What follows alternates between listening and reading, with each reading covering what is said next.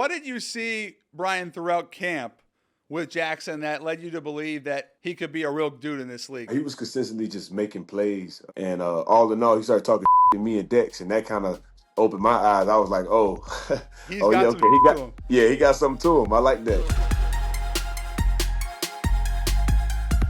Welcome back to the Schultz Report presented by Fanatics Sportsbook. I'm your host, NFL Insider Jordan Schultz. We are a quarter of the way, hard to believe, through an NFL season that's already been full of headlines and storylines. And today, we're talking about what we learned coming out of the unofficial start of the NFL season, as you know I like to say, Week 4.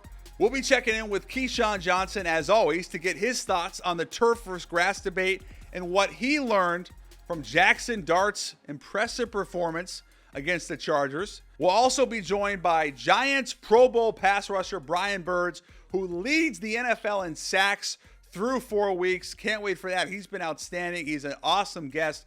So lock in and let's go. Football's unpredictable, but there's always a few guarantees. Some team will punt on 4th and inches to everyone's disappointment, guaranteed. A ref will blow a pass interference call, guaranteed. Here's another guarantee. Fanatics Sportsbook has the best offer this football season. Every single football game day until October with Fanatics Sportsbook, if your football bet loses, new customers get up to $100 back in fan cash and can also bet $10 to get $100 in fan cash. No one likes losing, but with Fanatics, you're still winning fan cash. Make the switch and download Fanatics Sportsbook, where every game day comes with a guarantee. Fanatics Sportsbook, winning hits different here. Must be 21 plus. Gambling problem? Call 1-800-GAMBLER. Connecticut, call 888-789-7777. Massachusetts, call 800-327-5050. New York, call 877-8-HOPE-NY. Maryland, visit mdgamblinghelp.org. Offer not available in all states. Terms apply. See Fanatics Sportsbook app. Let's kick off the show with none other than the Kansas City Chiefs. Yes, I will not stop talking about the Chiefs. What did we learn from KC this week? The Chiefs are who I thought they were. Now, I told you last week that they would move to 2-2, and then all of a sudden, my takes on the Chiefs wouldn't look so crazy anymore. And here we are. KC handled business against a banged-up Ravens team. Xavier Worthy is back. He went bananas. You saw Hollywood Brown make a big impact. Patrick Mahomes, 4 touchdowns. Travis Kelce looking more and more like the Travis Kelce of old. If you're a Chiefs fan, this is exactly what you want. And oh, by the way, we mentioned Mahomes. He surpassed Aaron Rodgers to become the fastest player in NFL history to reach 250 touchdowns. And if I'm a Chiefs fan, the reason I'm so happy right now isn't just because we've won 2 straight. It's because this is exactly what you'd expect from an Andy Reid coach team. No coach in the league is better at pulverizing your weaknesses, maximizing our strengths, and we saw it against the Ravens. Baltimore really banged up on the defensive line. No Kyle Van Noy, no Matabuki, no Travis Jones, not to mention Marlon Humphrey gets hurt.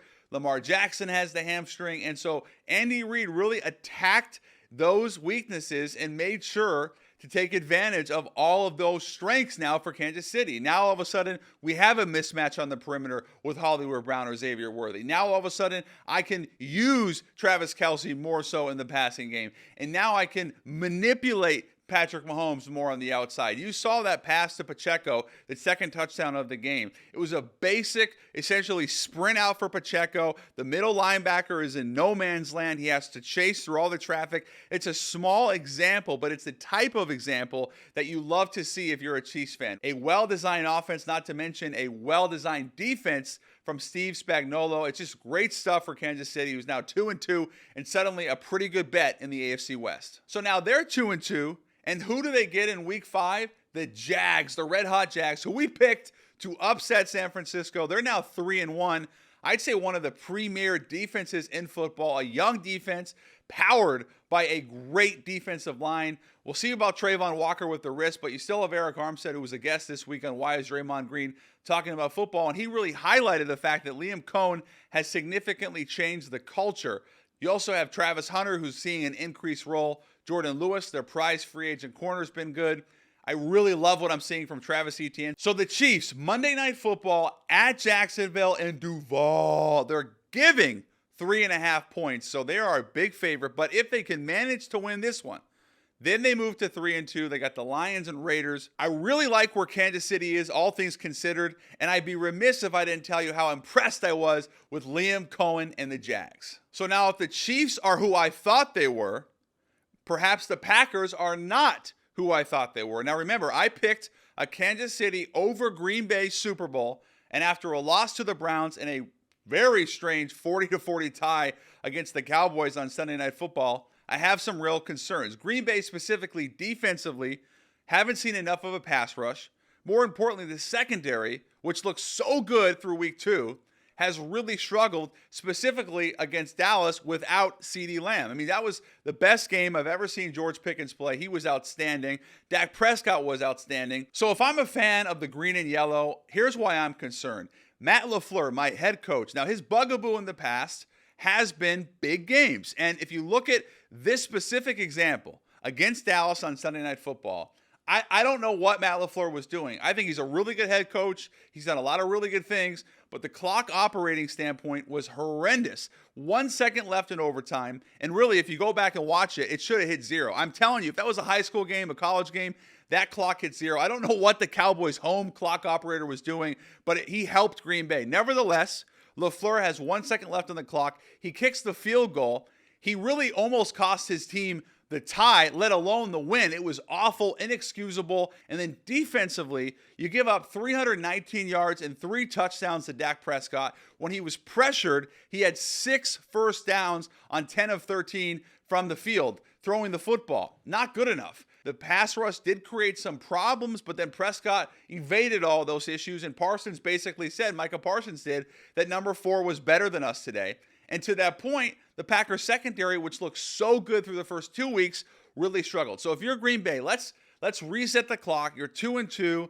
There's a lot of football left. But Matt LaFleur and our defense, we got to find who we are, because Jordan Love has been terrific, and it does feel to me like this offense travels and they're going to score points regardless. And now on to the G-Men. Now last week we broke the news of Jaxson Dart becoming Big Blue's QB1 live on the show right here on the Schultz Report, and Dart did exactly what I thought he would. He was actually even better. 13 for 20, 111 yards, 1 touchdown throwing, and then 1 on the ground. Now those numbers don't sound great, but against the Chargers defense in your first ever start, that is better than great. The Jaxson Dart swag, I love it. Big Blue, this is exactly what you've needed. Give a lot of credit to that offense for finding its rhythm against a Jim Harbaugh, Jesse Minter defense that's been top 5 across the board through the first month. What I really loved about Dart was the swag, it was the confidence, it was all of that life he injected into New York, into that stadium. But it really was the last drive of the game. It was a key third down earlier in a big possession when he runs and gets hit for the first down. Now, obviously, you don't want your quarterback taking a lot of hits, but this is what will endear you to the fan base, and more importantly, your coaching staff, and most importantly, your locker room. So big time job by Jaxson Dart, first ever start, lot to build on, and the Giants get in the win column. They're now 1-3. But of course, the Giants did not get out of this win unscathed. Their star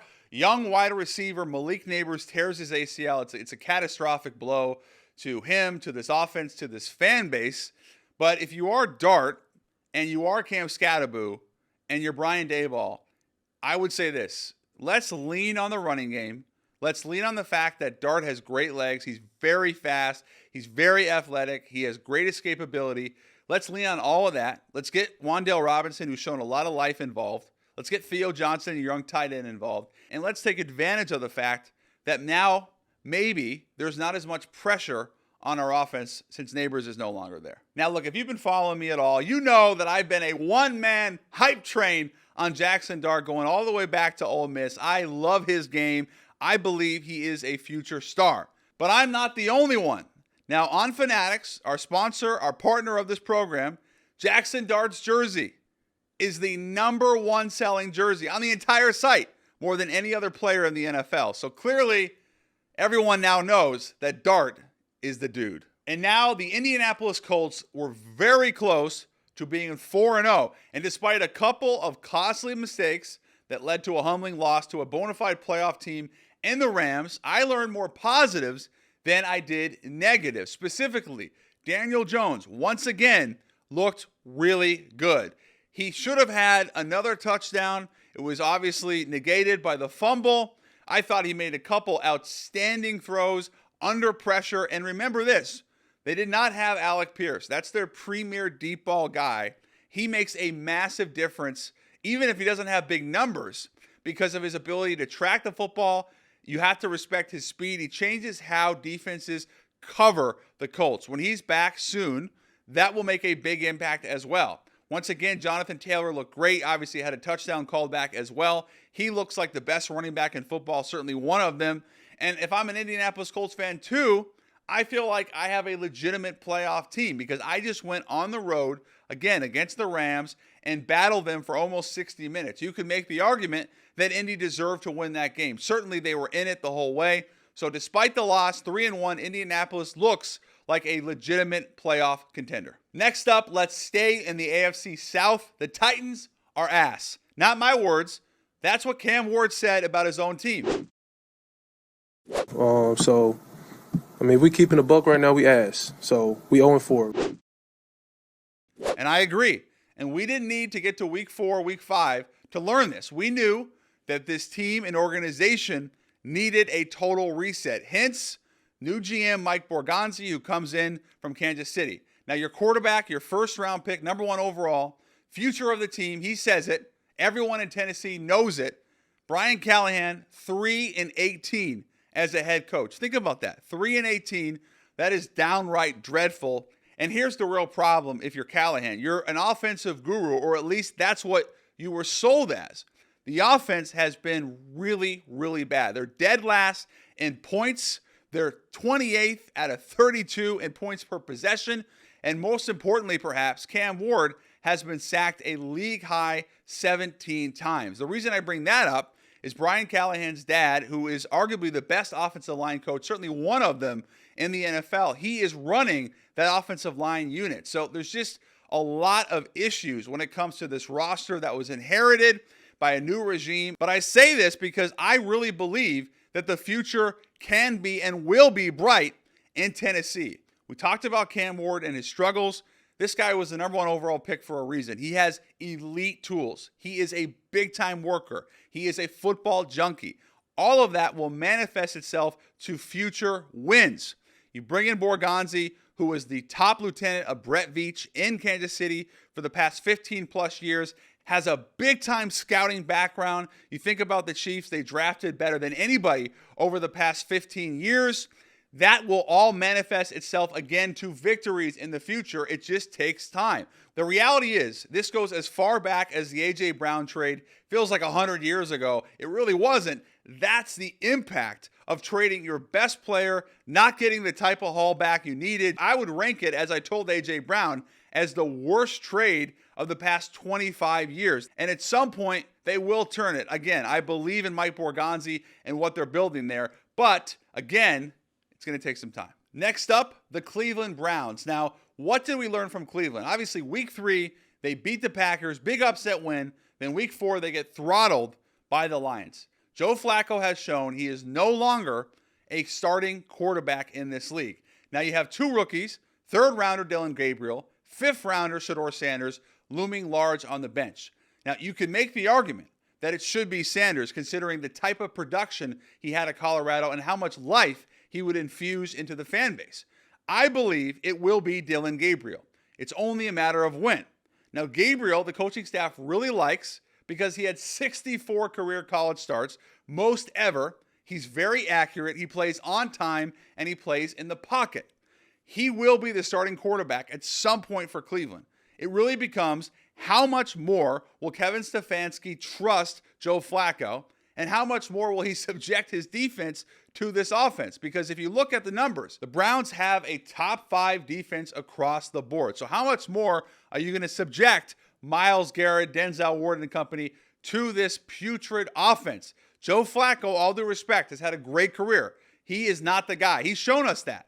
He is who we thought he was. And when, not if, but when that quarterback change is made, it will be Dillon Gabriel. And lastly, the Bengals. Now, if you've been following me, you know that despite Joe Burrow's injury, I was still high on this team. I believed in Jake Browning. But after Monday Night Football, it is clear that the Bengals need to trade for a quarterback to save their season. Now, the guy I would go after is Kirk Cousins. He's been available. He's obviously sitting on Atlanta's bench, backing up Michael Penix Jr. Cousins isn't the perfect quarterback, but he gives you an upgrade from Browning. And why I like him for this offense is what he does really well is he plays accurate and he plays in the pocket. Now, Burrow has the escapability. Cousins no longer has that at this point in his career. But he's a decent deep ball thrower. He's very good on those quick slants and bubbles. He's really good at all that stuff. And you know that you can trust him enough to move the ball. The Bengals defense has not been good enough to keep them in games. You're going to need to score points, and you just paid Jamar and T. You just paid Mike Gesicki. You have Chase Brown, a terrific young running back. Let's use them. Let's take advantage of all those weapons. But you're going to have to get a quarterback if you want any chance of salvaging this season and potentially holding the line, hopefully, before Joe Burrow gets back. And to me, the answer is Kirk Cousins. So if that's what we learned about some teams in week 4, here's what we've learned about some players that I've been tracking. Let's start with Atlanta. Michael Penix Jr. and Drake London. They were both outstanding against Washington. And this is really the type of connection we expected to see before the season. London, 8 catches, 110 yards and a touchdown. Penix was over 300 yards, couple TDs. This is the type of Atlanta offense that I'm so excited about because you couple that production with Bijan Robinson, who was incredible. Kyle Pitts, another really good game. That quartet is as talented as any. And I believe that Atlanta, as long as the defense continues to play at a relatively high level, I believe Atlanta has the makings of a legit playoff team coming out of the NFC South. Back to London really quick. Because of his size, you almost forget the fact that he can really run. And he's so good in 50-50 balls, it really becomes like a 70-30, 80-20 ball. And that's the trust that I think he's developed with Penix. And Penix's best strength is the deep ball. He throws a beautiful deep ball. He's got a huge arm. You can maximize that with London, and you can also maximize it with Bijan because Bijan is so good flanked out wide, as is Pitts, who you can line up anywhere. Again, I love that quartet in Atlanta. Next up, a dominant rookie running back for the Bolts. Now, the Chargers may have lost week 4, but once again, Omarion Hampton, their first-round pick out of North Carolina, was tremendous. 128 yards on 12 carries, another touchdown. That's 2 straight monster performances for the Rook. What I love about Hampton is the vision coupled with the power and the speed. He's got all of those tools. And when he came out of Carolina, what we heard was he's so natural catching the football. And I had multiple people that I really trust in the NFL tell me that he really reminded them of a Joe Mixon with even more explosiveness. And Joe Mixon's pretty damn explosive. So Omarion Hampton, clearly the running back of the future for the Chargers. They got themselves a big-time playmaker out of the backfield for Justin Herbert. Puka Nacua is playing like a first-team All-Pro. He's been downright dominant. I know that Keyshawn always says that stats don't tell the whole picture, but he leads the league, Puka does, with 503 receiving yards. That's 101 more yards than JSN, who's second on the list. And he leads the league with 42 receptions. That's over 10 per game. But here's the stat that really got me fired up. He has played 32 games now as a pro. In 17 of those games, so over half of those games, Nacua has amassed over 100 total yards. That's an insane number and really something that you do not see. His ability to make big plays after the catch, you can line him up really anywhere. You can put him in the backfield. His toughness, he is playing like a bona fide elite number 1, and the Rams really have to be commended. A 5th-round pick, 177. He was the 177th pick in the draft just a few years ago. So big ups to Puka Nacua, who, by the way, is in a contract year. So if that's what we've learned from week 4, when are we going to learn about what happens on turf? Once again, another star player. This time, Giants wide receiver Malik Nabers tears an ACL on a non-contact play. I thought Odell Beckham Jr., who obviously has a unique stance on this, having torn up his knee on that MetLife turf in 2019, he made a really good point where he said, listen, we have made the game a lot safer. We have all the data, specifically when it comes to head injuries and everything in between. But now this is me talking. I don't understand why after all these years and all the money the league has put into the sport in regards to player safety. Why are we still playing on turf? Now, grass is clearly more expensive, but it's also a lot safer. A couple years ago, the NFLPA put out a study that basically showed us all the data we needed to see. Specifically, you are 69% more likely to suffer a non-contact ankle or foot injury on turf than grass. You're also significantly more likely to hurt your knee on turf. Now, speaking purely as a football fan who loves the game, wants to see players healthy, certainly wants to see the best players on the field, and have spoken, by the way, to a ton of guys who tell me when they play on grass, they play much freer. Why? Because that's the surface they grew up playing on. That's the safest surface. They know it. We know it. How many more star players do we need to see go down before we make the change that everyone deserves and everyone needs? Now, listen, I've never played football at that level on turf or grass, but I know someone who has. Let's bring in the one and only Keyshawn Johnson to get his take on this debate. We saw another star wide receiver, Malik Nabers, another star giant wide receiver, go down, non-contact injury. As someone who's played on every surface, doesn't it make a big difference, turf and grass? Oh, a huge difference. I've never been injured by playing on grass, but it's so funny because when you think about it, you look at Malik Nabers and what happened. As soon as it happened, I said, "Oh yeah, his ACL is done. It's done." As soon as you saw it, right? You could see the jump, the buckle. You could see everything, and I said to myself, "Yeah, that's that turf, man. You got to get rid of that turf." I've watched so many guys in their careers be disrupted and never come back the same because of playing on field turf. First, it was the AstroTurf back in the day, was like normal carpet, was one of the worst. Then now we get the synthetic grass, which the field turf is even just as bad. That's why, I understand, I get it in certain places. Teams don't want to necessarily have to do Upkeep, the it costs maintenance and money. keep up with the cost of money, and I understand that part of it, but you're making so much freaking money. Why do you care? What's a few $1 million when you're making $50 million as an organization? So I get it. I understand it. I understand what OBJ was saying about the field turf and the things that happen. I broke my ankle in Giant Stadium back in the day when I was playing for the Cowboys because when my cleat got caught in the turf, it would not give, Jordan. So all of a sudden there was a pretzel snap on my ankle and I was done. Players have told me that when they play on grass, they feel they can play a lot freer. Is that a fair? That's a fair statement. Yeah, because you're in this field turf, your cleats will get caught in between the threads, so to speak. And it just doesn't give nearly as well as natural grass. And when I was sliding across trying to catch the football, my right leg slid across, but my left leg stuck in the ground and wouldn't move. So that's when I got the pop. So, Key, I mean, quite simply, what's the solution? I think you have to go to grass. And I understand internationally they have this grass and turf combination mix. I've never played on that, so I don't really know much about it. But it looks like it's some sort of research that they're doing to try to see if it could be brought to the stadiums here in the United States. What did you like what you saw, speaking of Giants, from Jaxson Dart? Because that's a tough ask. First career start against the Chargers, against Jesse Miners, Jim Harbaugh's defense. I thought he was really good. He did a tremendous job. It's so interesting. I kind of laugh at that, Jordan, because going into the game when they named him the starter, I knew that he would give that defense a little bit of it because he's new, right? It's all new, a little bit of fits. They haven't gotten film on him other than college and a little bit in the preseason. So they really didn't know what they were going up against. And he did a tremendous job.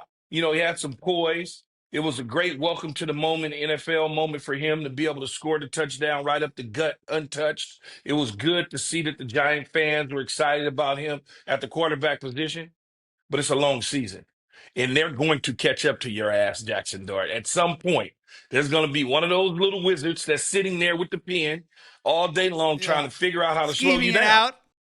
Oh, 100%, Jordan. So it was good that he got a win and he did extremely well to help them get the win. And it looks like the team was fired up, but he got a long season. a really long season. If you're a wide receiver, let's say you're a veteran wide receiver, it's Darius Slayton, Wan'Dale Robinson, you've been there. What can you do, and what are you doing, Key, to help make life easier for a guy that's, just getting used to the NFL?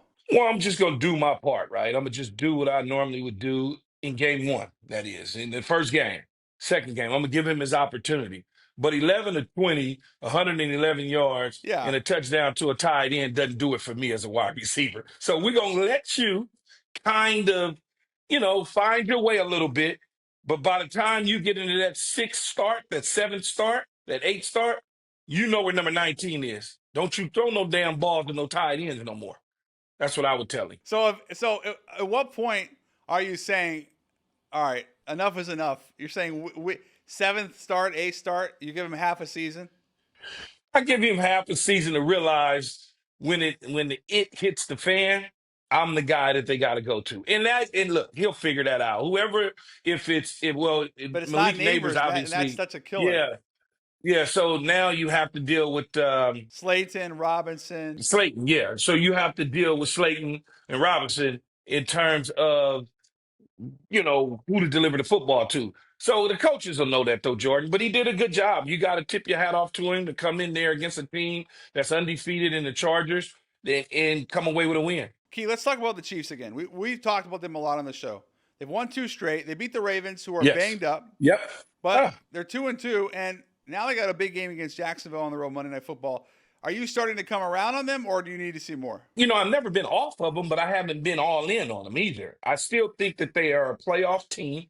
I don't believe that they'll win the division. I think that for some reason that the Chargers will win the division.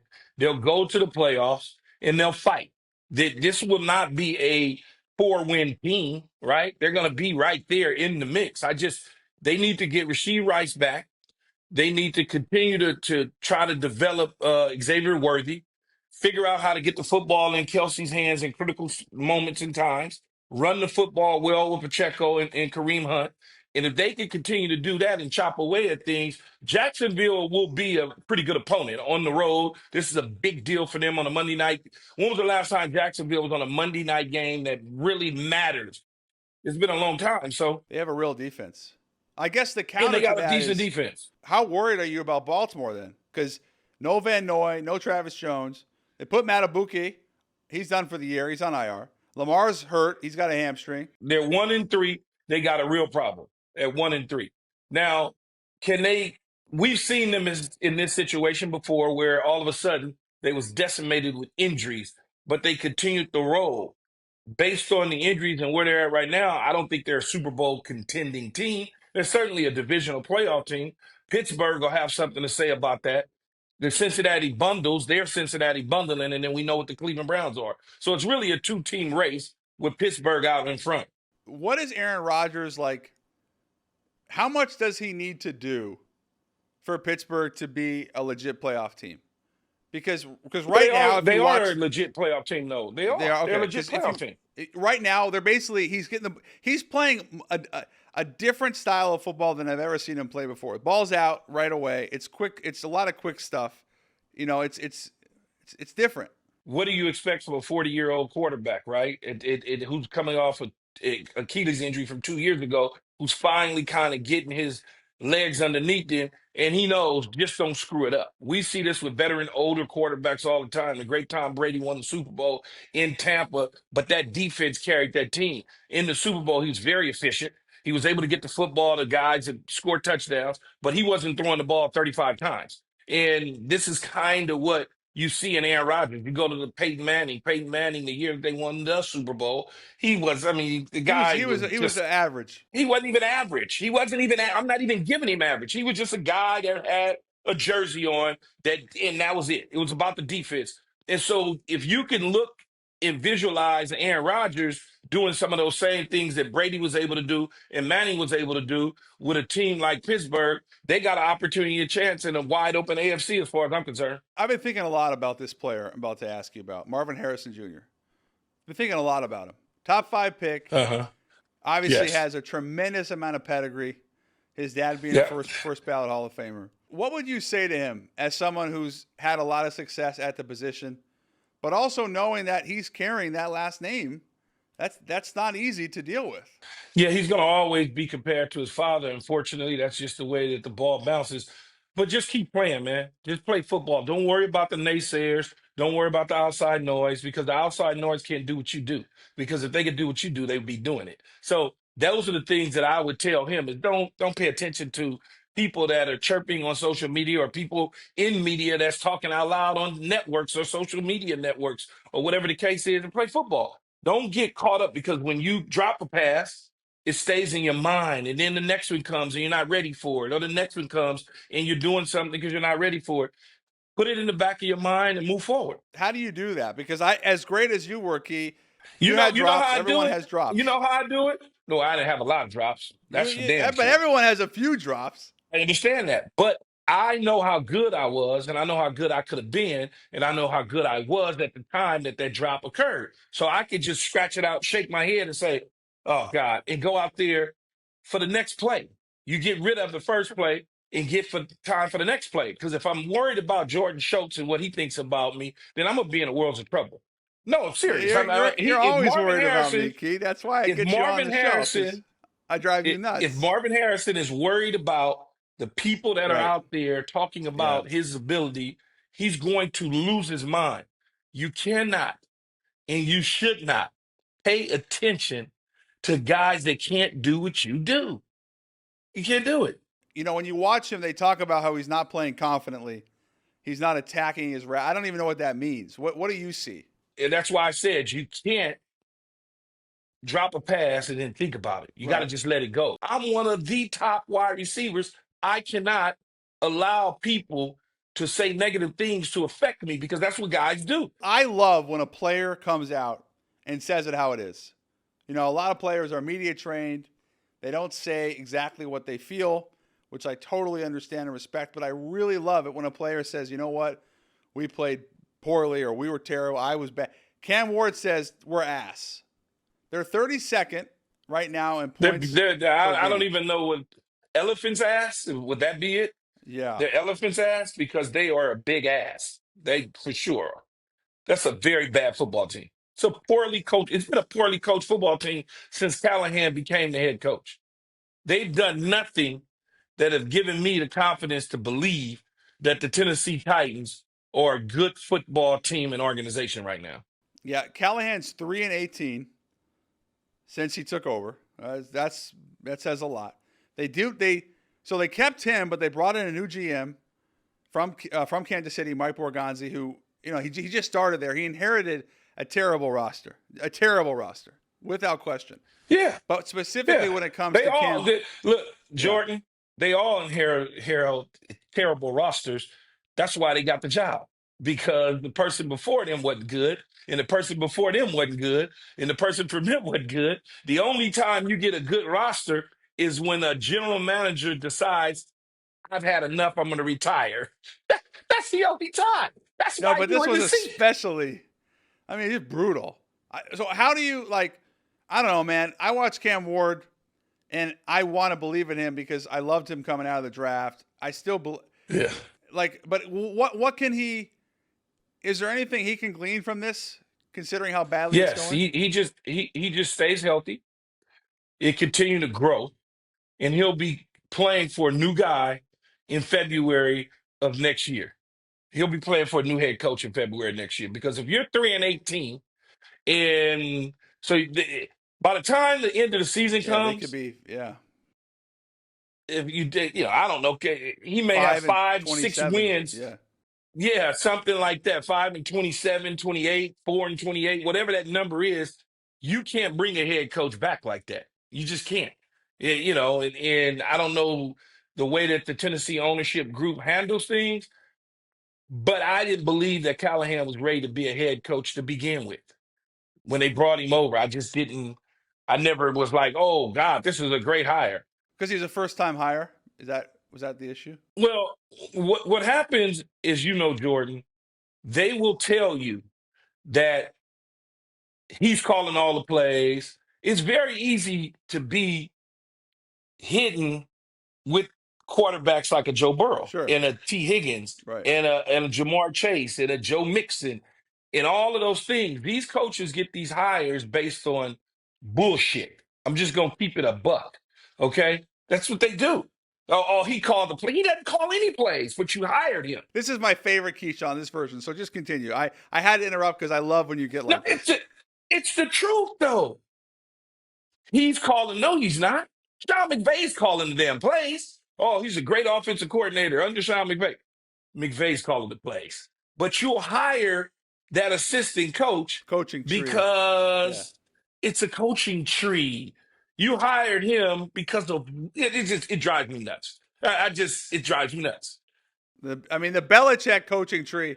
But look at what's going on down in Miami. Yeah, they beat the Jets McVay, yesterday. that's the McVay. Okay. Although Yeah. Kevin O'Connell is also, so he's been good. I'm not saying that guys can't be good.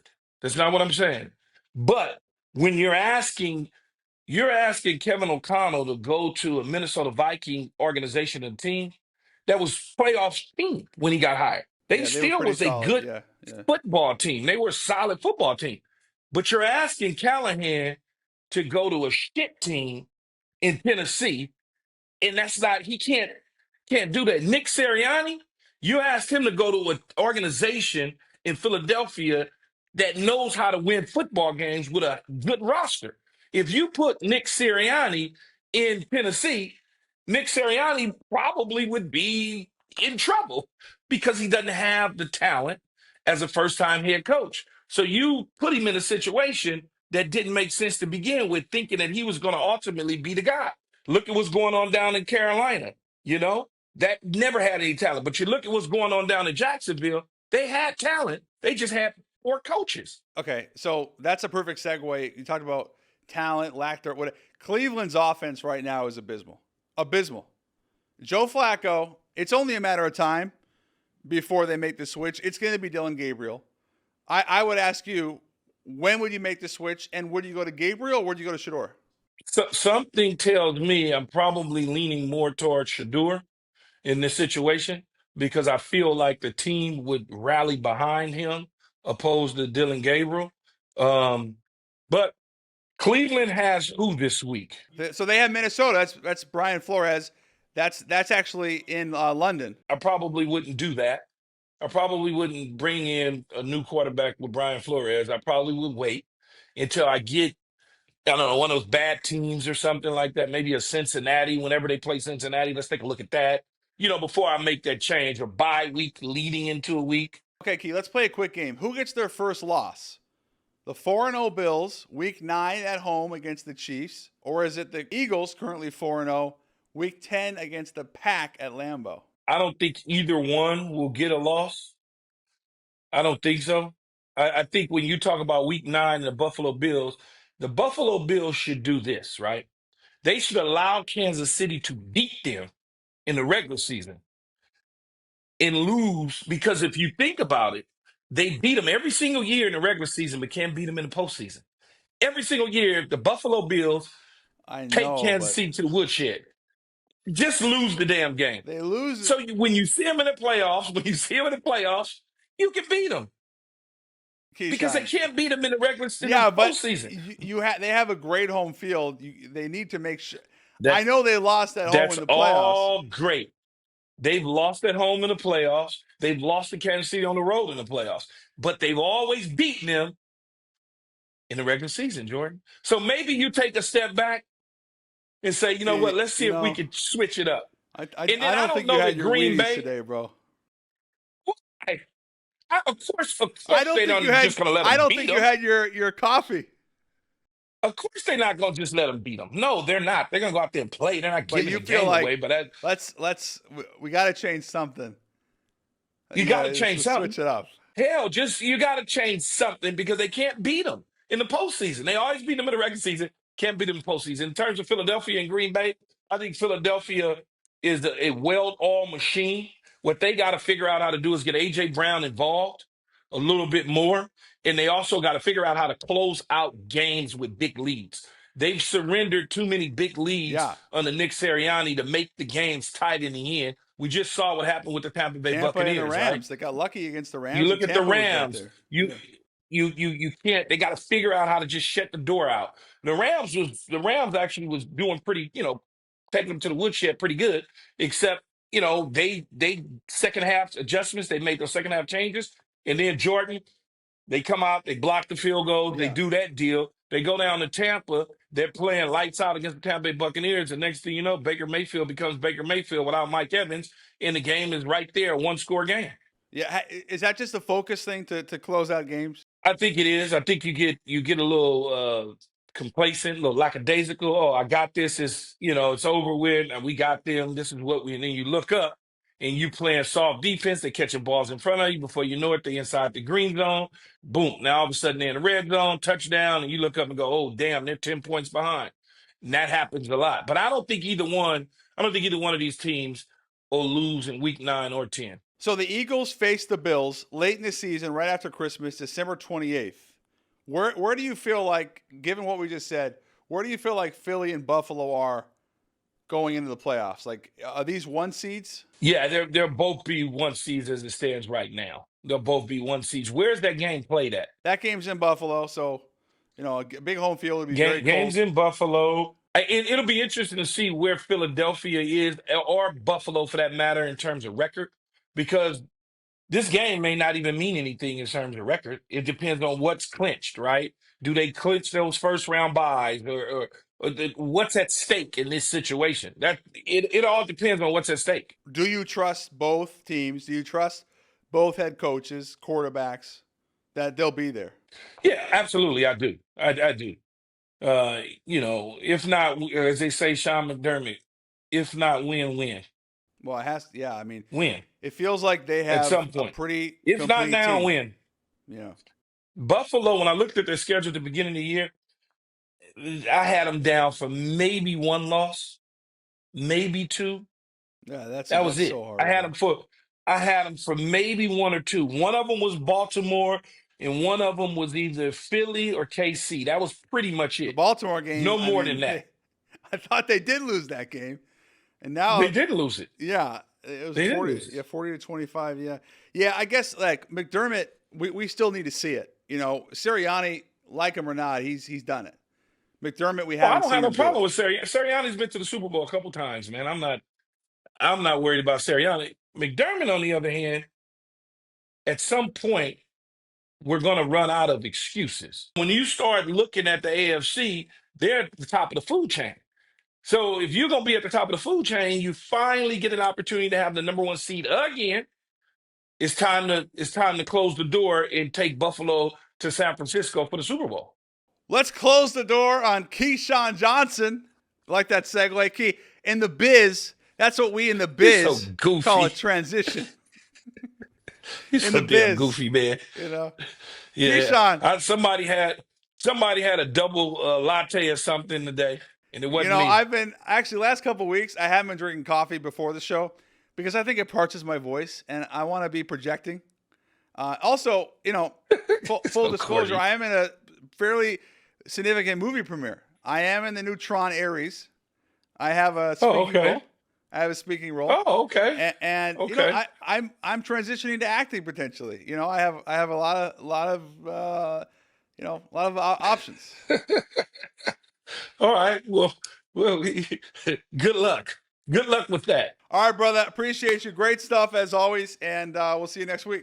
All right, buddy. Let's welcome to the show Pro Bowl pass rusher, the NFL's current sack leader from the New York Giants, and of course, Spiderman himself, Brian Burns. I'll jump right in. Coming off an awesome win against the Chargers, monster win at home. What did it feel like? It felt to me like the crowd was crazy energized. Obviously, Jaxson gets the start. What was it like on the field? Nah, it was insane. Especially in that first drive, we went right down and scored, and it was Jaxson that I think it was a scramble, or it might have been a QB. No, it was a scramble. And he took it in for the end zone. It was electric. I ain't gonna lie. The Chargers have a real defense. That's a very good team. Like, did you anticipate that he would look that good for his first start? I didn't anticipate that drive being as successful as it was. I knew he was going to make some splash plays, run around, use his athleticism, and I knew that was going to energize the crowd. But I expected growing pains in that game. But, he actually impressed me. That was good. That was a tough defense he went against. Very tough defense. What did you see, Brian, throughout camp with Jaxson that led you to believe that he could be a real dude in this league. Because I had heard the team had kept talking about how good he looked and how special he was, but it's different, obviously, in terms of camp and then in the season. He was consistently just making plays, whenever he got a shot. And he was making plays that like rookies don't really make, you know what I mean? In my opinion. Like he was just showing his ability to extend plays, direct traffic. And all in all, he started talking shit to me and Dex, and that kind of opened my eyes. I was like, oh, He's oh yeah, got some okay. shit to him. Yeah, he got something to him. I like that. Yeah, so that kind of opened my eyes to that. That's actually a great segue into who are the quarterbacks that talk the most shit? The quarterbacks that talk the most shit. Like Mahomes, right? Now Mahomes is actually nice to me. I feel like he played that game where he's trying to be your friend so you don't hit him as hard. Yeah, that's what Michael Jordan used to do. They'd say MJ used to be friend dudes, and then make them be even a tick nicer on the court. Yeah, then probably take their head off. That's probably what Mahomes' plan was, but I know Baker talk shit for sure. Lamar, no. Nah, Lamar don't say nothing. We from the crib. He ain't. We got love anyway. It ain't like that. Josh Allen? That's another one. I only played him once, but he did talk shit. Josh Allen, Baker, Herbert was cool. What is he saying? Like, is it like you can't guard? Like, is it quick stuff or is it like prolonged throughout the whole game? Like let's say I jumped off sides, he'll probably talk some shit like that, say I'm scared or like I'm or whatever, some shit like that. Or like if I ever get close to him, wrap him up, he was like, you couldn't tackle me anyway, shit like that. He don't say nothing too crazy. And then Baker, we got like a little because we played in Carolina together, we got like a little friendly beef. He'll talk shit here and there, but there's nothing. The quarterbacks will never say nothing too crazy for real, unless you going at them. And are you a big talker on the field? Nah, I ain't too big into it. I got to be in like a specific mode to talk shit for real. Yeah. The Spiderman sellies you have perfected. Perfected. I mean, appreciate that, my guy. It's elite. So how long did it take to come up with it? How do you get so creative? Because it's become a real part of like the game. Yeah. It didn't take too long. Like I got it from a Vine. Like the initial pose that I do, I got it from a Vine. Everything else that I add on, just a little bit of flair. It don't really take too long to come up with it. That one that I actually did against the Chargers was off the spot. Like I never even thought about that one. That was just off the dome. In the moment. Yeah, I was just spinning around, just whipping up the whole stadium. I was like, fuck it, I'm just go around this whole bit. Where did it come from, the Spider-Man? I mean, like Spider-Man always been my favorite character for a while. But then initially I was just goofing around in practice. It wasn't nothing crazy. And I hit the pose and everybody was like, what the hell is he doing? And I was like, nah, whatever. I showed him a Vine. We all laughed about it, whatever. And we went on. We played Wake Forest. I got a sack. And I don't know what made me do it. I was just like, well, I'm going to just do it. I did it, and they got a cold picture out of it. And then ever since then, I've been Spider-Man. So that's kind of how that came about. I think that was my junior year. That was my last year. With that in mind, Ryan, would you rather be on the cover of Madden or star in a Spider-Man movie? I'll star in the movie. That's it, yeah. I'm not even going to lie. I'll star in the movie. Yeah. The cover of Madden, cool. Don't get me wrong. I love Madden and all that. Always been a cool dream, but I'd rather be in the movie for sure. Like, for sure. Ryan Burns, like, part-time actor. Like, I feel like you could do it. Oh, I can act. I can act for sure, for one. And for two, all I really need is a cameo. I just need to get me out there. And when I get out there, oh, yeah, I'm going to take off from there. But, yeah, if they put me in front of that camera on a movie set, I'm telling you, I'll show up. So nobody knows this, but randomly, it's a long story. I'm actually in the new Tron that comes out in 2 weeks. Really? Yeah, I have a speaking role in the new Tron. I am going to connect you with my guy, Yoakum, who's the director. He does big movies. He did Pirates of the Caribbean. He did Tron. He does big feature movies. There's only a few of these dudes that can do it. I'm going to make the connect for his. I don't know, maybe his next big movie. Get you a little cameo. Yeah, whenever we could do it, we got to set that up for sure. If I need to take some classes, let me know in advance. I'll take them now, so I'm ready for, you know what I mean? Yeah, because you got a great personality, big, very charismatic. Let's get you on the big screen. I think there's something there. Nah, that'd be dope. I ain't gonna lie. All right, I'm gonna make that connect. In the meantime, you are leading the league in sacks, and off to a great start. You're also flanked by some awesome. Like your front is insanely special. Why don't we start with the rookie? What have you seen from Abdul Carter that makes you feel like he can be a superstar in this league? Shoot, like his one on one like ability to win is like low key insane. Like he just has natural rush ability. And I feel like once he starts to figure out his mold, figure out who he is and his process and everything like that, like it's gonna go through those rookie ups and downs. But once he figured that out, like I feel like the sky's the limit for him. Like he has like a unique talent, I would say. How long does it take to really understand the type of pass rusher that you are and want to become, and how many, like, it seems like to me there's a lot that goes into it. What would you say like the process is? How long? Yeah, I mean, I think he know who he is as a pass rusher. I would most so say as far as like his study habits and like being able to break down film, his routine of keeping his body healthy and things of that nature. It takes a while for you to really find your niche. And mainly that comes from how many questions you ask the vets. Like when I was a rookie, I used to ask Trey Boston, KK Short, um, Gerald McCoy, Bruce Irvin. I used to ask all these guys like, what do they do to keep their body like healthy and like kind of find my own routine because when you go through a 17 game season without a routine, it's kind of hard to stay healthy, stay feeling fresh, and keep your mental strong as far as like going through because it's week after week. You have to learn a new not a new scheme, but like you have to learn a new game plan. You have to study for a new opponent, so it can be taxing, especially for a rookie. So when he find that routine, that niche for him, he'll be fine. And then also, you're going up against different tackles. Some of them are Yeah, elite, and then you figure yeah, out like what you can do against certain guys, right?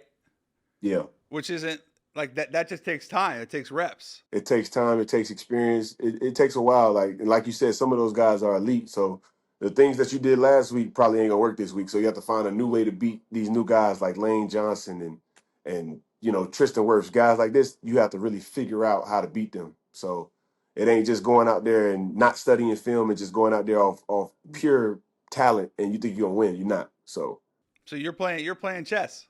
you have to. With guys like that, you have to.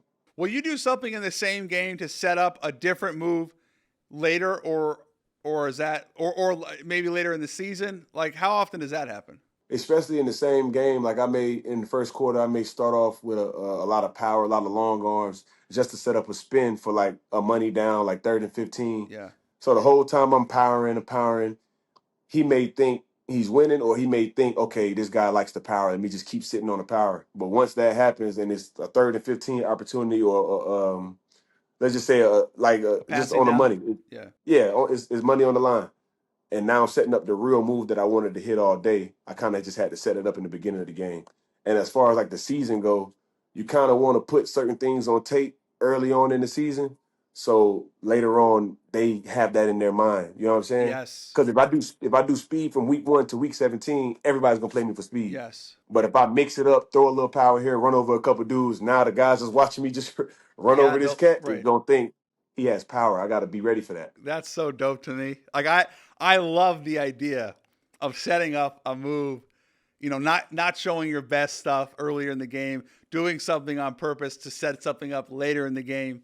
I guess the question is like when did you start really, allowing yourself to get to that point? How long did it take for you to realize like this is how I win in this league?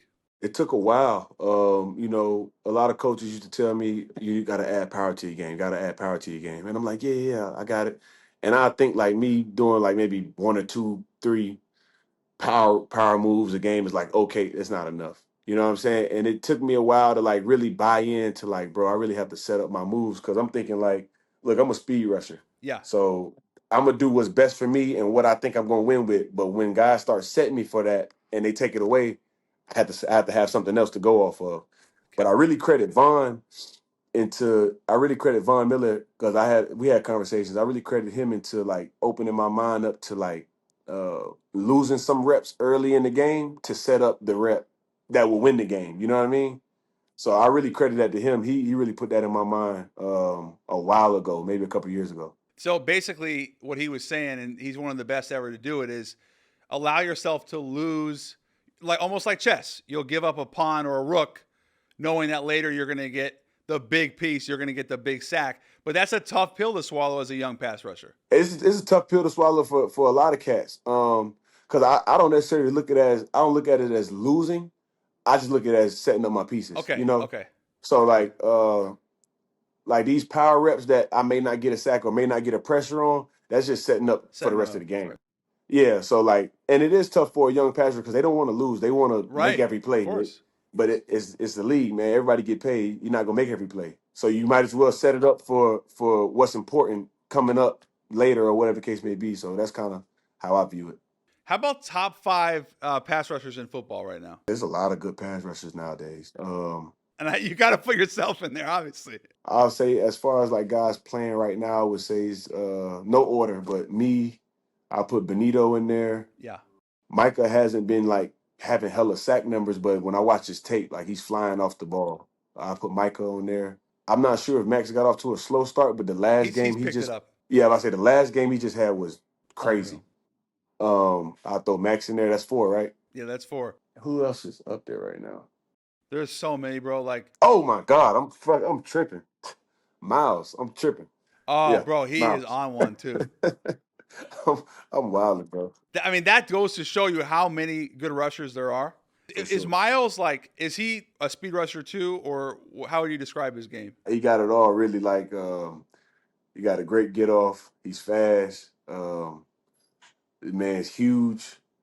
Yeah, it's just he just got it all. Like, I don't know. I don't really see nothing that lack in his game, really, to be honest. Given that you're a Seminole, and how many great players have come out of Florida State, is to name your top 5 all-time Seminoles. Oh boy, I'm gonna get crucified. I know. It's really tough. I know. Brooks. Yeah, Derrick Brooks. Can I ask you about Peter Warrick? I mean, he got to be there. He's one of the most electrifying returners, receivers. But then you got Prime Time. Yeah. You got Ward. Yeah, Charlie Ward. It's like, bro, it's just too long, bro. Like, it's too many guys that came out of state. That fair enough. Yeah, man, I can't do that. Yeah, I totally get it. Yeah, I tap my head to all them guys. They know who they are. Yeah, we actually looked at one of the oldest Instagram photos that you posted, and it was a basketball photo. You were playing for, I think, the Suns. Yeah. You were really young. I don't know, maybe 15, 16. What was your hoop game like, Brian? I was smooth, man. I wasn't all world or nothing like that. I really just playing basketball just to stay in shape for football. Yeah, my football was my first love. Basketball was definitely my focus, but I had fun playing with my guys. That was really it. Is there a Brian Burns NBA comp? I wasn't no 3-point special. I'd probably say I'm like a Giannis. Yeah. I get my game like a Giannis. Yeah. You were not a shooter. Nah, I wasn't a shooter. I was more of a bruiser, getting to the rim. You know what I'm saying? A little too physical sometimes. Yeah, so I'll probably say Giannis. You've been in the league some time now, had a tremendous, I want to say, start to your career. There's still a lot of football left. When you think about the word legacy, Brian, like what do you want your career to go down as? How do you want to be remembered in terms of your career? I mean, obviously, I want to be, known as a great player, one of the greats of the game. I think the most important thing that I care about is like the opinion of my peers, as far as just like how I work and the work that I put in to get the results that I'm having right now. I think it's like you can get all the production you want, but I think it should look a certain way. That's kind of how I'm like approaching the game now. So I just really want to be known as like among my peers. I really want to be known as like definitely a hard worker, a guy that came in the building. He's the same guy every day, a guy they can depend on, and ultimately like the best player when I step on that field. So how did you start to mold that internally and start to really think about that? When did that begin? I'd say that probably really began maybe like a year ago, honestly. After the trade. After the trade, that was crazy. But just getting into like just like really finding myself and finding like what satisfies me a little bit. You know what I'm saying? Like I've had seasons with a lot of success. I've had seasons where I've been let down. But at the end of the day, when I've turned on the field, the film I kind of wanted to look a certain way. So when I got here, making the big transition, there's a lot of moving parts, new coaches, new teammates, everything of that nature. My coach Bullen really sat down with me. We had a heart to heart, and he kind of just put it all in the perspective of for me to understand. It's like, bro, like you've had production, you had success in this league, but what do you want it to look like? So that kind of changed my mind on how I play. Like I wanted to look a certain way, and I understand it's not going to look the way I wanted to look every single time. But if it can look majority of the time how I wanted to look, I'm content with that. So it's one thing to have double-digit sacks and pressures, but there's a professionalism, a type of way it needs to look when you look back on your career. Let's say 10 years down the road, 15 years, that you feel like this is how I really did it the right way. Yeah, and the biggest part that really sat with me is like my routine. So like I've struggled to find mine for a while, and ever since like the trade and everything like that, the beginning of the season, like from off season, OTAs, training camp, I just been kind of locked in on a different plane.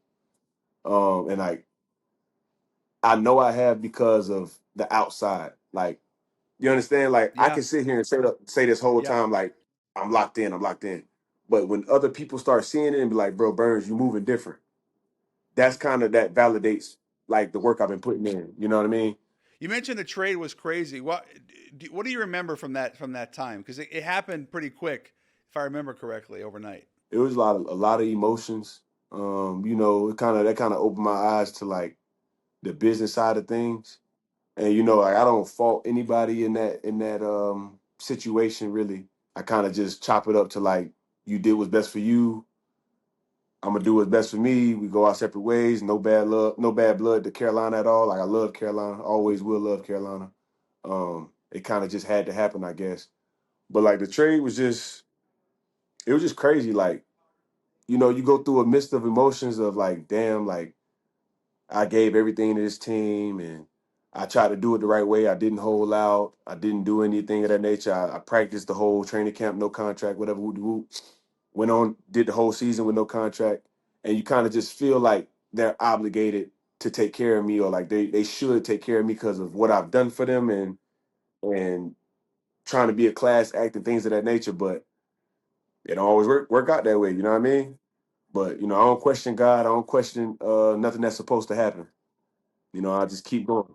100%. And that's a similar answer. We had AJ Brown on a couple weeks ago, and his trade was crazy too, really nuts. And I asked him a similar question, which was, when did you realize that the NFL, at the end of the day, Brian, is a business? And this is the part that I think gets lost, respectfully to the fans, but it is a business, and it sounds like this really opened up your eyes.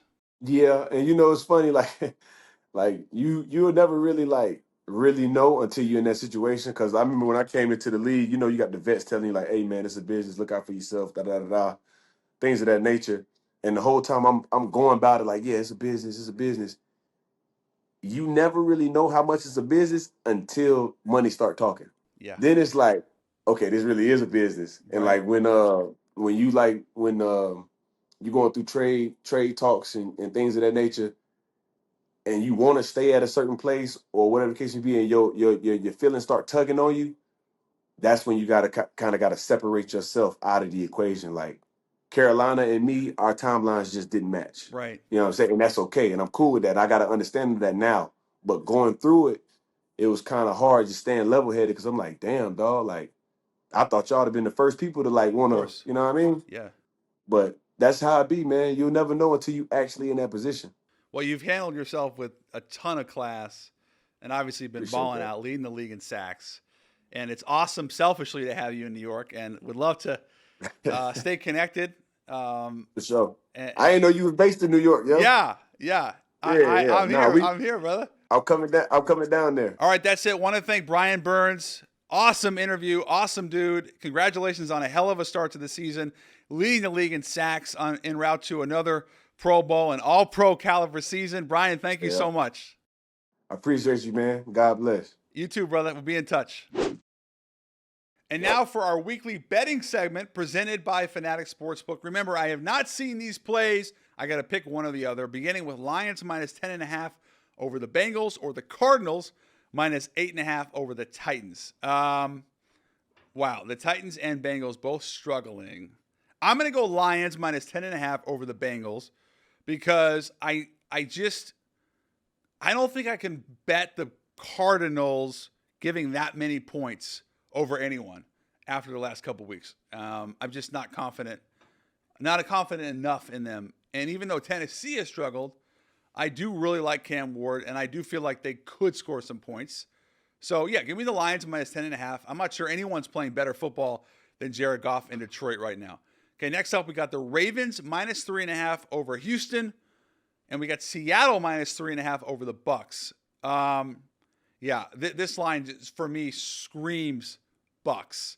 Not because I don't like Seattle. I actually really do like Seattle. If you know me, I'm from the 206. I love that team and what they're doing right now. Offensively have looked pretty good. Defensively have looked really good. But Tampa has been as good as anyone. And they come off a tough loss. And to me, when you start to think about what Tampa is and how good Baker Mayfield has played, I guess I would trust them getting that many points over Seattle.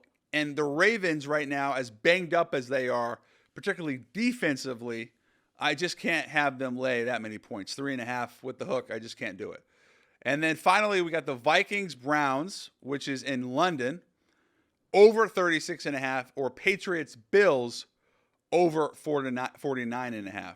So highest point total versus lowest point total. Wow, that's tough. I'm going to go Pats-Bills over 49.5. I think Drake May has quietly played really well. And if you actually watch him last couple weeks, it just feels to me like he's taken a jump. He had that first game, didn't play great against the Raiders. Since then has been pretty impressive. And then obviously Buffalo's offense right now, the best in football on pretty much every measure. So give me Josh Allen, give me Drake May scoring a ton of points over 49.5. All right, that's it for episode 5 of the Schultz Report. Thank you to Keyshawn for being Keyshawn. Thank you to Brian Burns for joining us. And thank you to you for continuing to show me love and join the show each week right here on the Schultz Report. Remember to like, comment, and subscribe. We'll see you on Saturday.